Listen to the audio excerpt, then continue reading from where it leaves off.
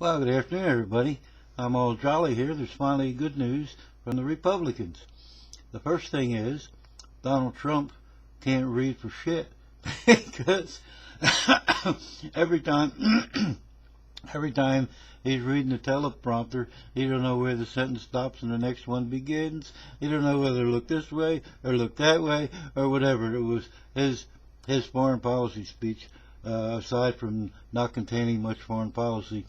Surely it was funny as hell just watching him trying to keep up with the teleprompter. I don't know, maybe he needs a foot pedal so he can speed it up or speed it down, or maybe he needs a big X where he's supposed to pause between sentences, or what the hell. But that's not the good news. That's part of it. Because I'm neither a Trump fan. Well, it's terrible because I'm not a Clinton, Trump, or Cruz fan. But anyway, so in 45 minutes, Cruz is supposed to announce that Farina is going to be his vice presidential choice. Well, he couldn't have made a worse choice. What an ignorant bastard. Here, the guy is an ace debater, right? So he'll tell any story to win the debate, and that's the reason Trump don't want to mess with him. Who would? The guy was a debater in college of first magnitude, and a debater can twist anything around so long as he wins the argument. He don't care about the truth. And then to top it off, he's a freaking lawyer. And I've said many a times, as Mark Twain said, there are liars, damn liars, and lawyers. So he's the worst of both worlds. But I don't blame Trump or anybody else for not wanting to debate him, because the guy's a clever debater. But this choice, if it's true, if it's not, then I'll look like a bunch of idiots like everybody else, that he's choosing Farina. Now, where's his jobs market? When she took over Hewlett-Packard, the company, ever since she took it over, the company lost half of its value.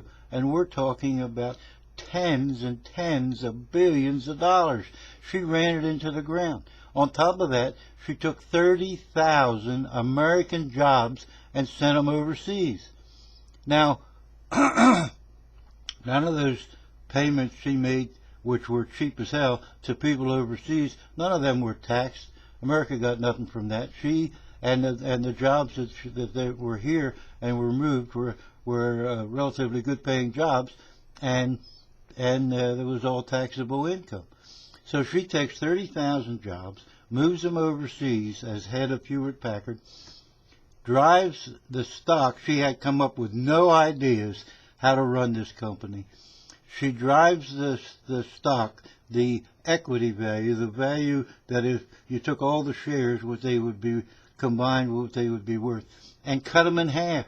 So every shareholder value in Hewlett-Packard was half of what it was when she took the helm.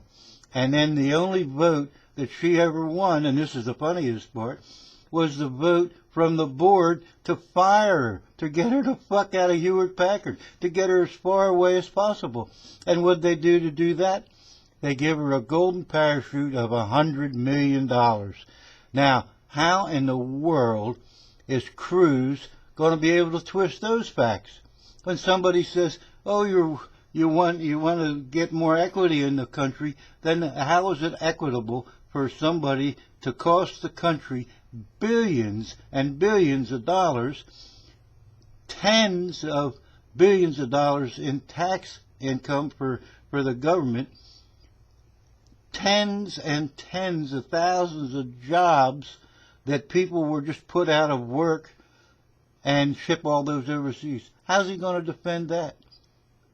How in the world can he say that she's qualified to lead the country when all she did was ruin one of the great companies in the world, made it a second-rate company, and slipped out the door with $100 million? Well, Cruz, I'm anxious to hear how you can justify this one, and if Trump don't jump on this, then I guess I'm the only one.